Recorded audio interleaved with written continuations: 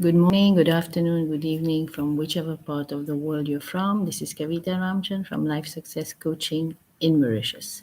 So I'm continuing reading the book You Were Born Rich to You. And we've almost finishing the chapter 4, and I'm going to start chapter 5 also today. Expect an abundance. So let go and let God, and then expect an abundance. So without further ado, I'll start reading. So now, when you're imagining what you want to let that picture sink deep into the treasury of your subconscious mind.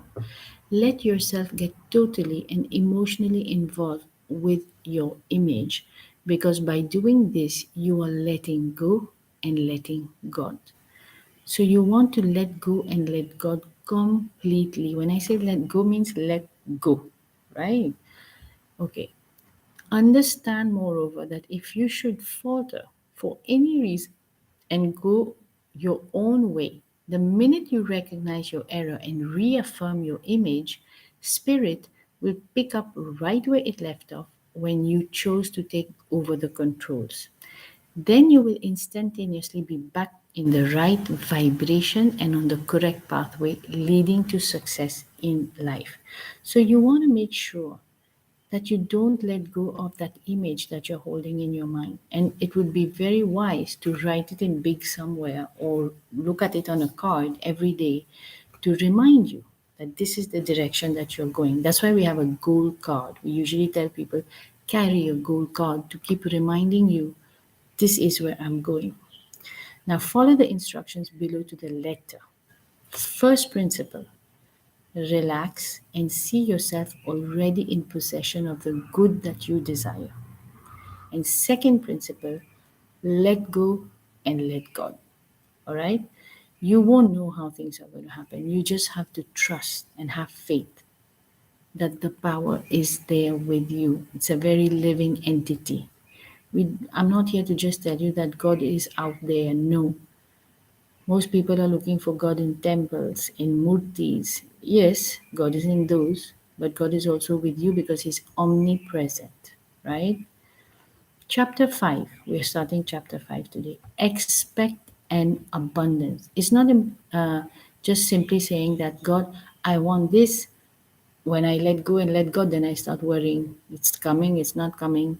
No, you have to stay with that image every single day, as if that's all. You know, like a boy who's in love with a girl, or vice versa. All they think about is that person they're going to marry, or their boyfriend or their girlfriend. It has to be like that kind of being in love with what you want. And then you expect the abundance is coming. It's like when you plant a seed in the soil, you know, you don't doubt, you know that it is going to sprout because it has to form its roots first. And if it's going to be a big, tall tree, the roots are going to run deep and strong. So you don't keep digging the earth and checking, is my seed growing? Is my seed growing? No. You know that the seed you're planting, it's like, the acorn, there is a magnificent oak tree in the acorn. There's when you look at an acorn, it doesn't look like it's an oak tree. But you know, because you've seen evidence that if you plant it in the earth and you nurture it, it will turn into that.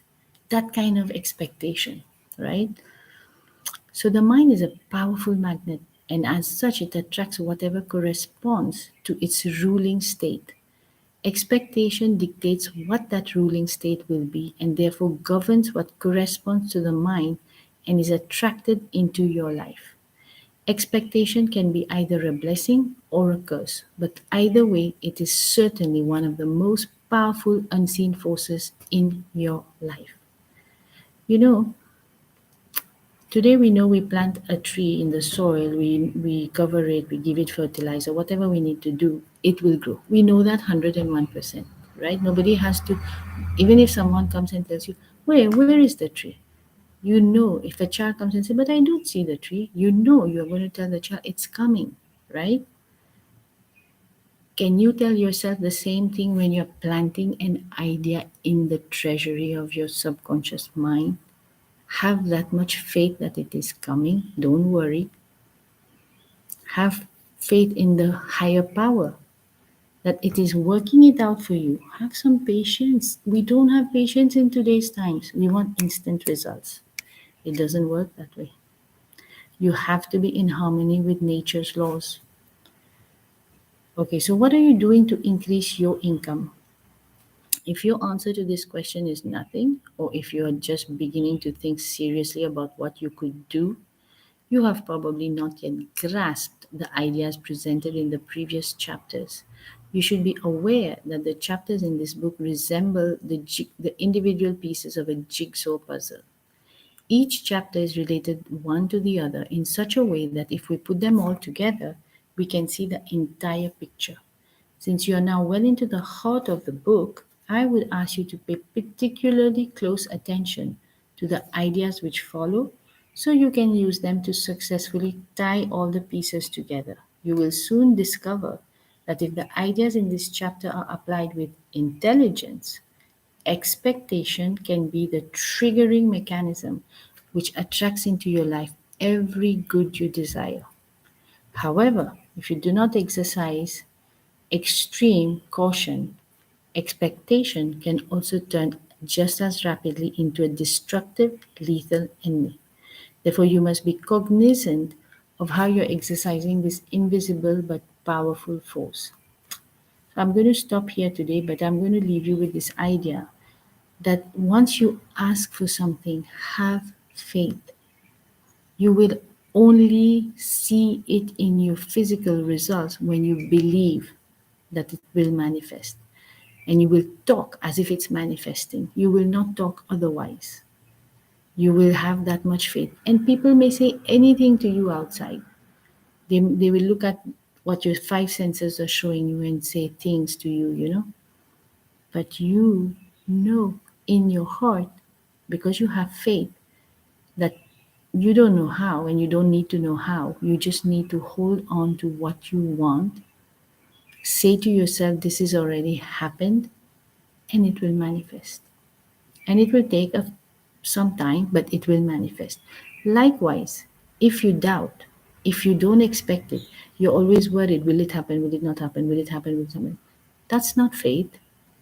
That is not faith. It's very easy to have faith when good things are happening in life. Have faith when things are going wrong in life, because there's a good in that also. And it will always come to you to understand what was the good afterwards, looking backwards. But you have to hold on to faith, knowing like it's happening, it's done, that kind of faith. So thank you very much for being here today. Start putting all these ideas into practice and see for yourself. So thank you very much for being here. I will see you next week. Bye bye.